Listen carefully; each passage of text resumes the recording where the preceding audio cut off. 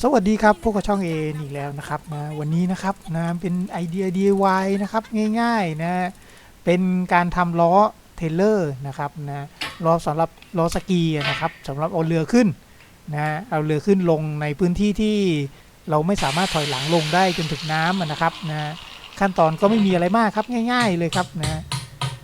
ก็ขั้นแรกก็พับหัวมันก่อนนะครับเสร็จแล้วตัดนะครับนะตัดเป็นช่องนะครับช่องละ1 เซนนะตัวนี้ผมตัดประมาณสัก10ช่องนะครับนะเพื่อที่จะงอมันนะจากนั้นมาเชื่อมเลยนะครับเนื่องจากว่าเราไม่มีที่งอนะฮะเราก็ต้องใช้วิธีนี้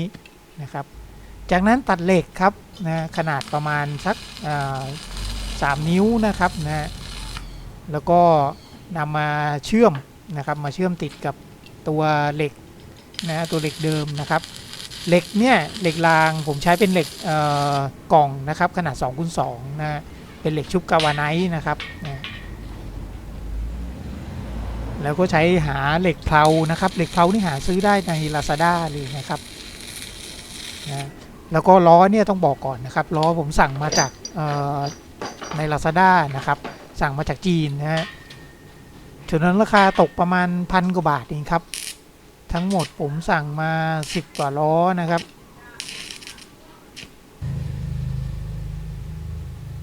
สั่งมา14 ล้อดิครับนะทั้งหมดสั่งมา14 ล้อนะเราก็ไล่เชื่อมไปเลยครับนะจากนั้นเอาแหวนนะครับแหวนมาเชื่อมรองนะรองเพื่อที่จะอะไรรองเพื่อที่จะไม่ให้ล้อมันเวลามันเลื่อนเข้าเลยเนี่ยมันไปติดกับตัวรางนะไปติดกับตัวเหล็กกล่องนะครับเพราะฉะนั้นเราก็ต้องเชื่อมแหวนมาประกบเอาไว้นะ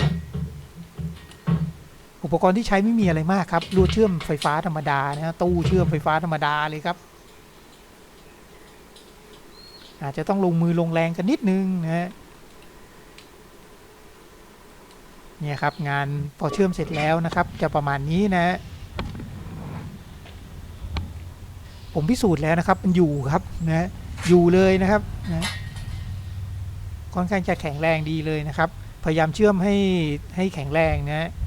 จากนั้นทาสีสักนิดนึงนะครับแล้วก่อนใส่ล้อนี่อย่าลืมใส่จาระบีไปด้วยนะครับจาระบีนี่ช่วยหลายอย่างเลยนะช่วยไม่ให้มันไม่เหล็กตรงนี้เป็นสนิมนะครับแล้วก็ช่วยหล่อลื่นล้อด้วยเราต้องหมั่นมาเติมนะครับถึงว่าจะทาTOA ลัตเทคแล้วก็เถอะครับนะยังไงก็สนิมครับหนิมมาอยู่ดีฮะนะต้องคอยทาจาระบีช่วยไว้นะครับ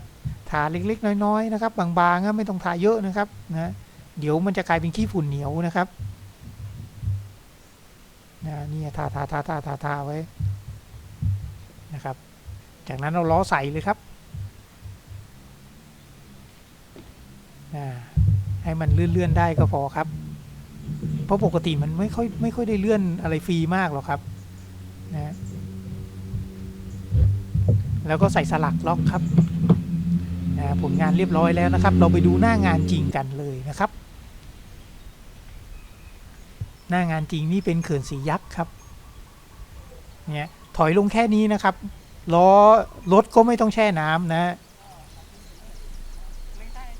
ครอบครัวสุขสันต์ปกติแล้วเนี่ยเราจะต้องถอยลงจนถึงจมไม้สกีนะครับถึงจะเอาเรือสามารถเอาเรือออกได้นะ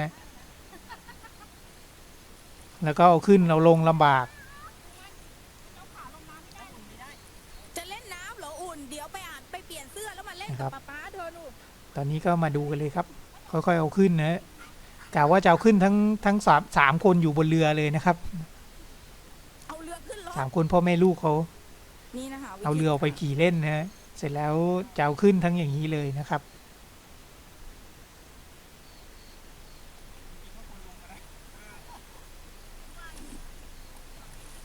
ไปเทเลอร์ทีหลังไปปากอ่าวสบายเลยไปตกหางกิวอ่ะมาทำไหมเนี่ยเดี๋ยวพี่ไปตกมาอุ๋ยทำปลาอะไรปลาหวานเนาะอร่อยมากปลาหวานปลาเล็กๆอ่ะหางกิวอ่ะพี่ชาติบอกว่ารอกระพงปากอ่าวเข้าวะจะพาพี่ไปตีกระพงวะ นะครับสังเกตดูนะครับนะล้อรถเนี่ยยังอยู่บนฝั่งอยู่เลยนะครับคือถ้าเอารถแช่น้ำบ่อยๆนะครับลงแช่น้ำนะไม่ใช่ว่ามันแช่ไม่ได้นะครับแต่ว่าถ้าลงบ่อยๆมันก็ชักไม่ค่อยดีเท่าไหร่นะพวกผ้าบ่งผ้าเบรกลูกปืนอะไรมันจะไปหมดนะ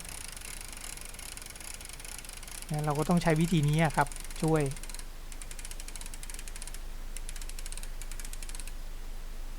ขึ้นพร้อมโหลดเลยครับค่อนข้างหนักอยู่เหมือนกันถ้าขึ้นเรือเปล่านี่สบายครับเบาหวิง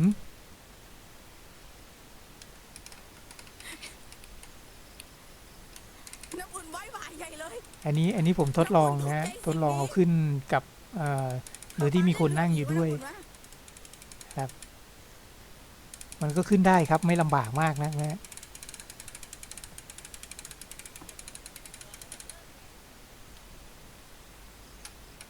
อย่างเงี้ยไปนี่สบายเลย ไปบางปะกงสบายเลย เรียบร้อยแล้วนะครับ หน้าก นะ ระพงอ่ะเพื่อนได้ที20 ตัวโดกระพงอ่ะไม่ต้องลงเอาขึ้นเลยฮะไอ้ยะไปป่ะเหรอมึงอ่ะเดี๋ยวกูพา เรียบร้อยแล้วนะครับนะ อ้าวลากไปทิ้งนะคะ3 คนพ่อแม่ลูกไม่ไหวยังไง เสร็จเรียบร้อยแล้วนะครับขอบคุณมากครับสำหรับการรับชมคลิปนี้นะครับถ้าไงฝากกด Subscribe ด้วยนะครับขอบคุณครับ